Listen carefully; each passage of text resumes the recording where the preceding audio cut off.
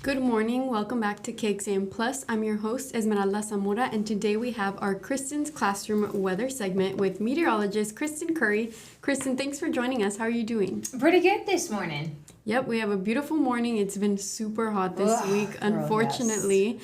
and it's going to linger into the weekend, right? Absolutely. Today should be the hottest day of the next 7 as far as air temperature goes. But unfortunately, the humidity is going to be working against us later this week, more so than it has recently. So we're just kind of in the thick of it as far as this early season heat wave, hoping for some rain though as we get into next week. Another thing that we're looking at is our air quality because this week is also Air Quality Awareness Week, right? Yeah, it's Air Quality Awareness Week, sort of. And I say that because technically it was last week for the Environmental Protection Agency and our partners at Air Central Texas.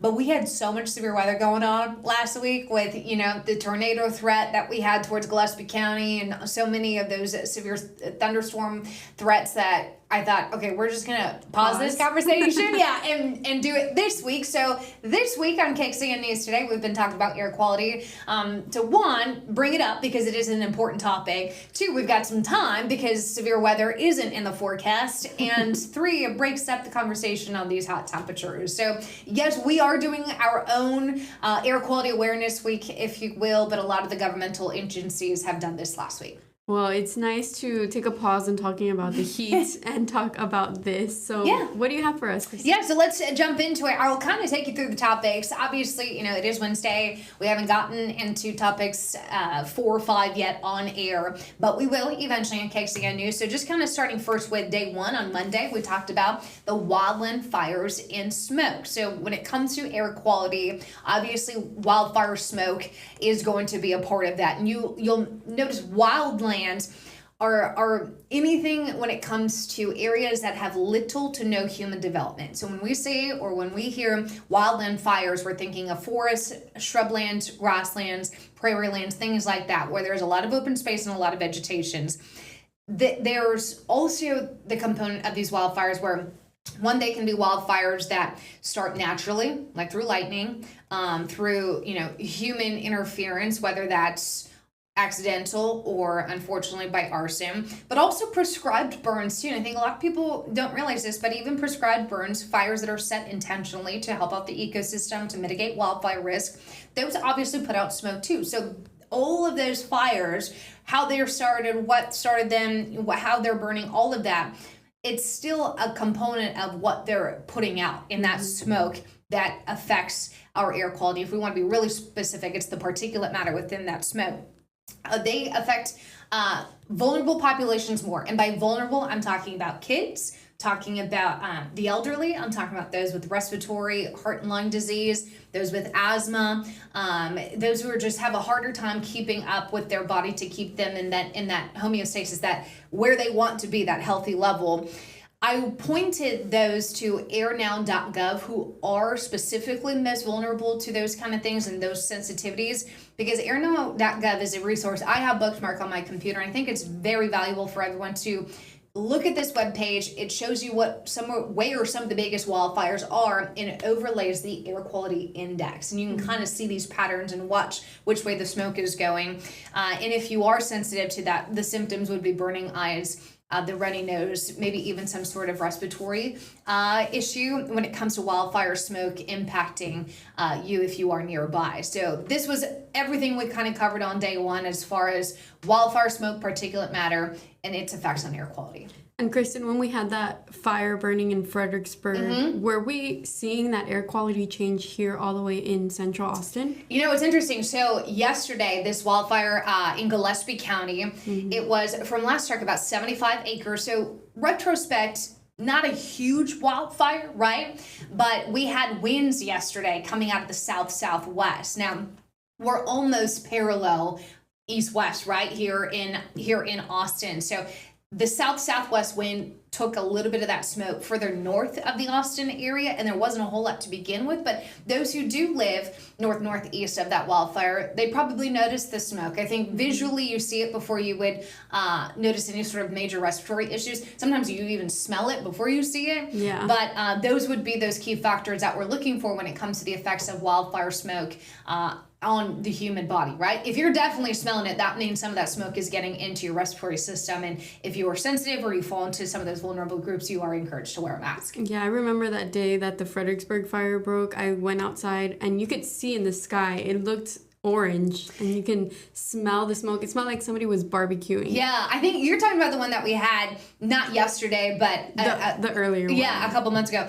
Yes, when they're big enough, for sure. In fact, we can sometimes see major wildfires, and oftentimes these are those big timber fires in California. The smoke gets wrapped around the edge of weather systems and brought down into Texas. We can see that, or sometimes with wildfires, or not even wildfires, they're agricultural burns in Central and South America that can get wrapped up into Texas too. So yeah, you definitely need to be looking at some of the things around you. I think when it comes to smell and more of a impact on your respiratory issue, it's those wildfires like you mentioned there that are in your backyard, a couple counties away.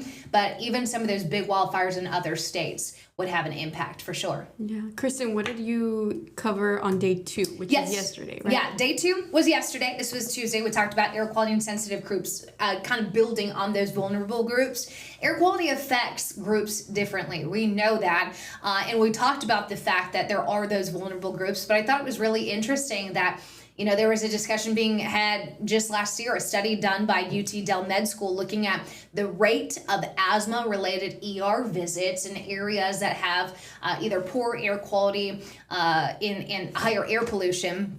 And they found that higher rates were lining up to neighborhoods with greater Black and Latino population. So it wasn't even just like within these vulnerable groups here. There was also a race component to it because of the populations and where they were in these pockets of Austin, in relation largely to where we're seeing some of the big factories, where we're seeing a lot more emissions. You're going to have poor air quality right next to some of those bigger roads and interstates, Interstate 35, right? I-35, 290, some of those big ones, you're going to have poor air quality just because you've got thousands of cars passing over those highways and those roads every single day. So the air quality is going to be poorer in that section of the city, but they're also finding more Black Americans and more Black or Latino Americans within those same areas. So it just I thought was an interesting point to highlight the fact that it's not just, age or you're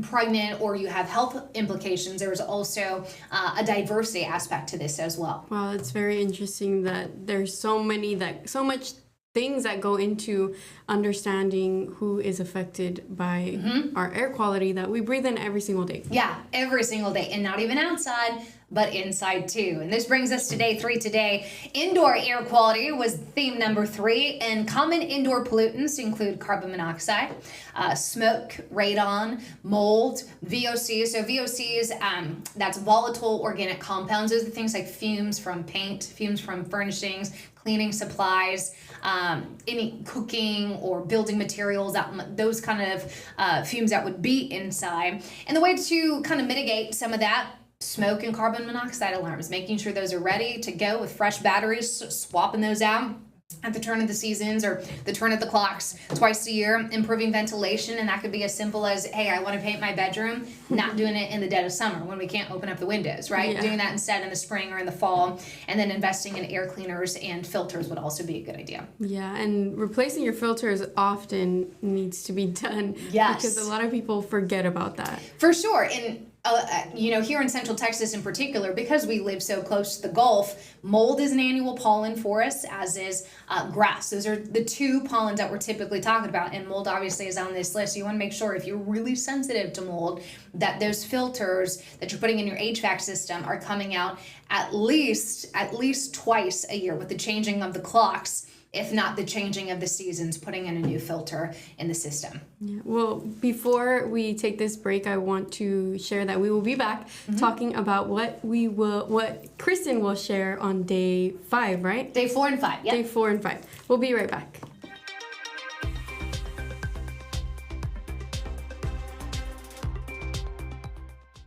Kristen, we're back, and we were just talking about indoor air quality, but what are you going to be speaking about tomorrow? So tomorrow on day 4 of Air Quality Awareness Week, giving you a little preview now, air, animals, and plants. So we as humans obviously are affected by air quality, but so are plants. So are our animals, that are in the sky, that are on the ground, that are in the water. So we are going to be focusing on the pollutants that affect the environment. And a good example of this is acid rain. So water in the atmosphere that is interacting with nitrogen oxides, sulfur dioxides, and a lot of that is just pollutants that can happen naturally, yes, through volcanoes, right? Some of those elements and compounds can get into the atmosphere, but also through the burning of fossil fuels. So when you have, these nitrogen compounds and sulfur compounds interacting with the water, and we get acid rain that flows into the streams, flows into the lakes, and it can mess with the pH of the water. And sometimes those organisms within the water, they have a very low tolerance for big shifts in the pH, right? Lower pH meaning higher acidity, higher pH meaning more alkaline water, and it can definitely lead to impacts to those in the water. And then obviously if it's some sort of organisms that's eating the fish, or an organism in the air that's eating the fish from the water, those kind of things, it has like this trickle down effect, right? So these are also impacts of air quality that we look at. So you just think of, fossil fuels, burning emissions, putting things in the atmosphere that we don't want in the atmosphere, but when it interacts with rain, we get acid rain, and all of a sudden the fish are being impacted, and the fish are impacting, the bears, and it's trickling up that food chain. You can have some really big problems. And the same thing with plants, right? The plants that are absorbing that water from the ground and sometimes even getting into the groundwater, we don't want that. Yeah, and something that can help the air quality inside your home is plants, having plants in your home, right? Absolutely. They say they're like, the natural filters of your air. So it would be a good idea to kind of just freshen it up and get a houseplant. Try not to kill it, right? The houseplant's going to need water just like you and I, which is very hard to come by in the summer sometimes. But yeah, that would be a good natural filter, I should say, would be a houseplant inside. And then obviously just being mindful of what your outside plants are telling you as well. And then I'll just leave you with Friday. Friday, we're kind of encompassing everything. And what can we do about it? What can we do about air quality in the community? Well, we have fantastic resources here in Austin and Central Texas. Air Central Texas is a group here, is an organization that the First Warning Weather Team works very closely with, especially once we get into the summertime, because we lead into ozone season, right? Just this week, we were talking about Ozone Action Day yesterday because of elevated ground level ozone. Ozone up high, we love it. Up in the stratosphere, above where the weather happens, ozone is good up there because it blocks some of the harmful UV rays that come off the sun. If you remember, a couple decades ago, we were worried about the ozone hole over Antarctica, about these rays coming in, these harmful UV rays. Ozone up high, we love.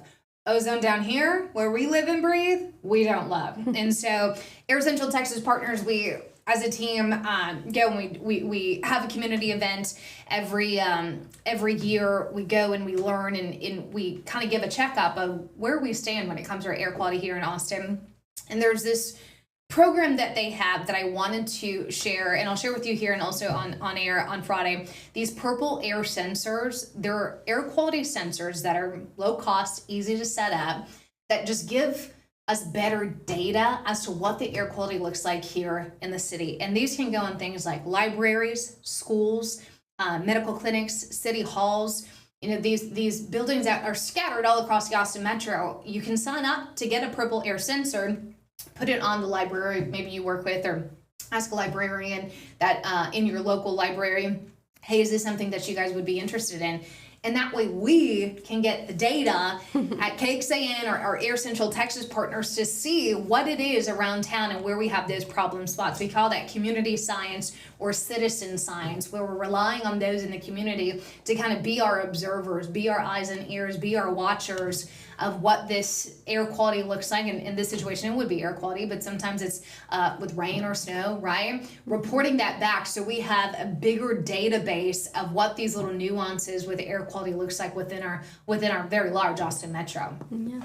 So you're talking about air quality for the entire week this week. You've already done day 1 to today's day 3. Yep. I wanted to mention that your article online has every single graphic that you shared here on our stream today which if anyone is interested in doing what KXAN did and waiting a week to teach air quality awareness to their children, you can start next week and follow these graphics. Yeah, absolutely. Day by day. And I'll add in, so I did Wednesday and then just put Thursday to get ready for tomorrow. I have not yet included Friday. Once we hit Friday, I'll put Friday in there. So you can use it kind of as a resource or an outline, if you will. But air quality is kind of one of those topics where it is a topic of discussion that we chat about on air, especially when we talk about ozone. But it's easily overlooked too. And I think for those who struggle with something like asthma, which is a lot of our kids, at 1 in 13 kids struggles with asthma. Some of these high particulate matter days, some of these high ozone days, it can get rough. I mean, even yesterday, you heard me say with this Ozone Action Day, because of the ground level ozone being on the elevated side, we were encouraging those who are very young or who are elderly or if you are at risk to stay inside in the afternoon, spending more time indoors and outside because there is an impact on health. And air quality can sometimes have those silent impacts. People don't think of it until it sneaks up on you. So I every year do an air quality awareness week, and I try and line it up to the environmental protection agencies or Air Central Texas partners. But as I mentioned, we had too much going on last week with the severe weather. I thought, this is gonna get busy, this is gonna get crazy. Let's do it this week when things are a little quieter. So I hope that people are getting, some useful information out of this. And, with it being Kristen's classroom, it is a little bit more geared towards kids, having that conversation with your family, and maybe less about the grown-ups. But hopefully the grown-ups even learn a thing or two when we do these episodes. But yes, this week is all Air Quality Awareness Week, special KXAN edition. Well, awesome. Thank you for sharing this with us, Kristen. That article is on our website, KXAN.com right now. You can find that on the homepage, and we will see you on air tomorrow morning. Yes, so act surprised when you see me talk about air quality and plants and animals and air quality in the community. I just gave you a little preview. We'll talk more about it on KXAN News today. Thank you, Kristen. Of course.